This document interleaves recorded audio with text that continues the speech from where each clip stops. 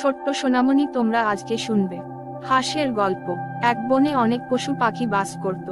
সেই বনের পাশে একটি ছোট্ট পুকুর ছিল, যেখানে একটি সুন্দর হাঁস থাকত।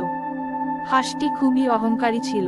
সে সবসময় ভাবত যে সে সবার চেয়ে বেশি সুন্দর এবং বুদ্ধিমান। একদিন বনের অন্যান্য পশু পাখিরা একটি সভা করল। তারা ঠিক করল যে সবাই মিলে একটি প্রতিযোগিতা করবে, যেখানে সবাই তাদের বিশেষত্ব প্রদর্শন করবে।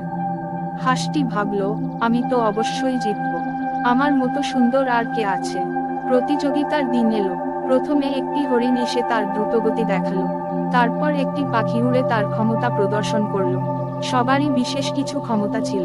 হাঁসটি যখন তার পালা এলো, সে তার সুন্দর পাখার কথা বলল, কিন্তু তার চেহারার অহংকার এতই বেশি ছিল যে সে প্রতিযোগিতার আসল উদ্দেশ্য ভুলে গেল।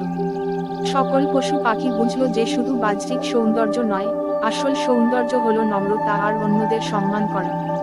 নৈতিক শিক্ষা: বাহ্যিক সৌন্দর্যের চেয়ে বেশি গুরুত্বপূর্ণ হলো মনের সৌন্দর্য এবং অন্যদের প্রতি সম্মান দেখানো।